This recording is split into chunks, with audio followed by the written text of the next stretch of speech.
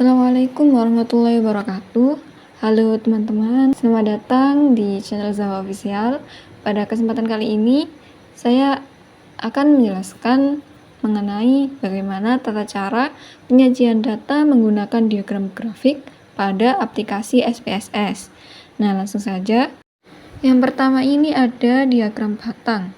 Nah, diagram batang sendiri ini dibagi ada 3. Ada diagram batang simple, diagram batang cluster, dan diagram batang stick. Yang pertama, diagram batang simple. Nah, secara umum, diagram batang simple ini memberikan informasi mengenai gambaran perkembangan dari nilai-nilai dalam suatu objek penelitian dalam kurun waktu tertentu. Dan untuk diagram batang simple ini bentuknya itu simple seperti yang ada di gambar ini ya. Seperti itu bentuknya. Nah, contoh diagram batang yang ada di layar ini itu diambil dari rata-rata usia mahasiswa berdasarkan jenis kelamin. Nah, langsung saja ya kita coba di aplikasi SPSS-nya. Yang pertama, tentu kalian harus membuka aplikasi SPSS-nya. Nah, ini nanti untuk file-file atau data-data yang ada di sini nanti saya cantumkan di link deskripsi agar bisa dibuat untuk percobaan latihan membuat grafik di aplikasi SPSS-nya. Sekarang kita kembali lagi ke cara membuat diagram batang simple. Yang pertama, pilih grab, kemudian legasi dialog, pilih bar, pilih yang simple, kemudian di define. Untuk kategori aksisnya ini kita masukkan jenis kelamin. Nah, seperti itu, kemudian kita oke. Nanti diagramnya akan muncul di menu lembar kerja output 2. Nah, untuk perinciannya kita bisa membuat persen dengan klik 2 kali, pilih elemen, show data label, kemudian nah itu persennya sudah muncul. Kalau misal pingin jenis kelaminnya juga dimunculkan, itu klik 2 kali, kemudian dinaikkan. Kemudian pilih apply. Kemudian kalau misal nggak jadi ada tulisan jenis kelaminnya, itu cukup kalian klik jenis kelaminnya terus pilih silang, kemudian kalian apply lagi. Nah, sudah, kalian close semua aja.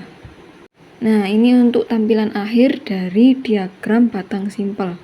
Kemudian diagram batang cluster. Nah, secara umum diagram batang cluster ini memberikan informasi mengenai gambaran perkembangan dari nilai-nilai dalam suatu objek penelitian dalam kurun waktu tertentu juga yang disajikan dalam bentuk cluster. Bentuk dari diagram cluster ini seperti yang ada di layar. Yang di layar ini merupakan contoh diagram batang cluster antara pekerjaan wali dan pendidikan wali. Oke, langsung saja ke cara pembuatannya. Yang pertama, kalian pilih grab, legasi dialog, pilih bar. Kemudian karena kita mau membuat diagram cluster, kalian pilih yang cluster. Kemudian pilih define. Nah, ini pilih end of case, kategori aksisnya itu pilih pekerjaan wali. Kemudian untuk itunya pilih pendidikan wali. Kemudian kalian oke. Nah, ini merupakan tampilan akhir dari diagram batang cluster. Di situ bisa kita lihat bahwa pekerjaan wali yang paling banyak itu pekerjaan berupa swasta, di mana pekerjaan berupa swasta ini diampu oleh para wali yang memiliki latar belakang pendidikan SMA.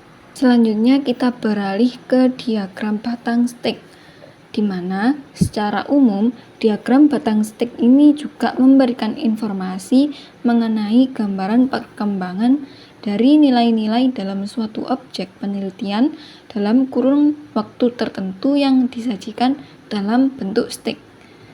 Nah, diagram batang stick ini bisa dilihat bentuknya seperti yang ada di layar. Langsung saja kita ke cara pembuatannya. Yang pertama, kalian pilih grab, kemudian legasi dialog, pilih menu bar, pilih yang stick, kemudian pilih define. Nah, untuk kategori aksisnya ini sama seperti diagram klaster tadi.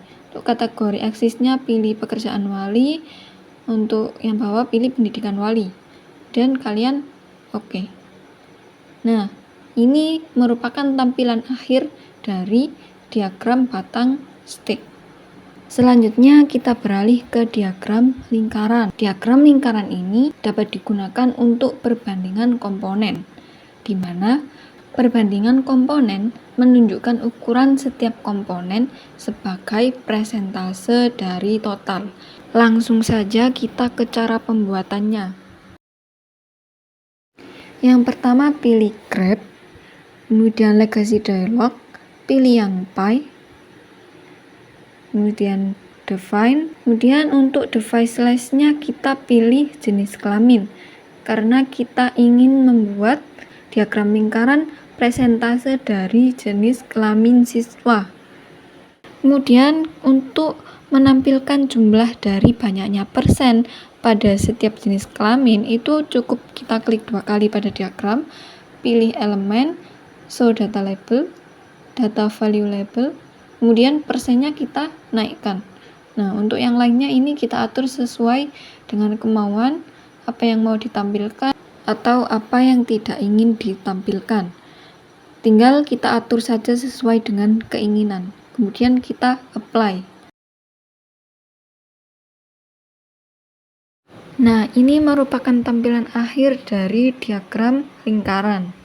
Kemudian kita beralih ke diagram garis.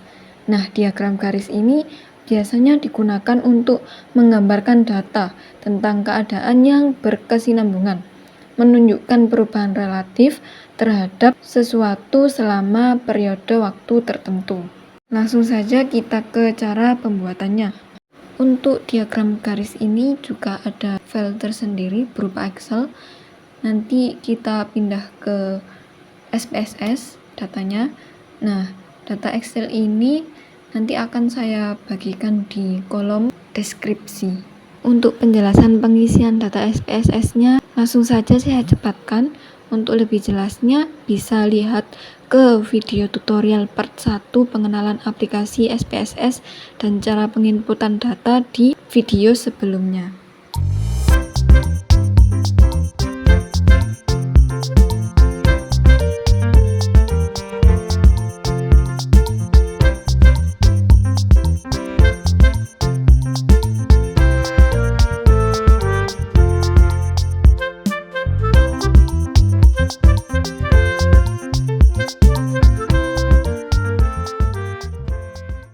Untuk cara pembuatan diagramnya, kita pilih grep, kemudian legacy dialog, kita pilih yang line.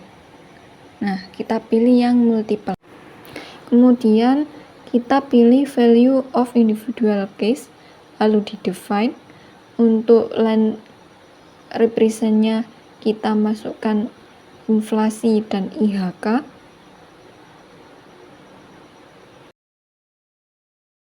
Lalu kita pilih variabel, kita masukkan periode. Kemudian pilih OK.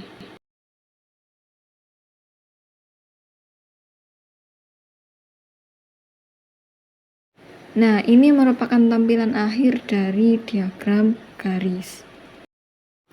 Selanjutnya yang terakhir, kita akan membahas mengenai block spot. Nah, block spot sendiri ini merupakan diagram yang membantu kita dalam memahami karakteristik dari distribusi data. Selain untuk melihat derajat penyampaian data yang dapat dilihat dari tinggi atau panjang, juga dapat digunakan untuk menilai kesimetrisan dari sebaran sebuah data. Langsung saja kita ke cara pembuatannya. Yang pertama, kalian pilih grep, lalu legacy dialog, pilih block spot, pilih yang simple, lalu langsung saja di define.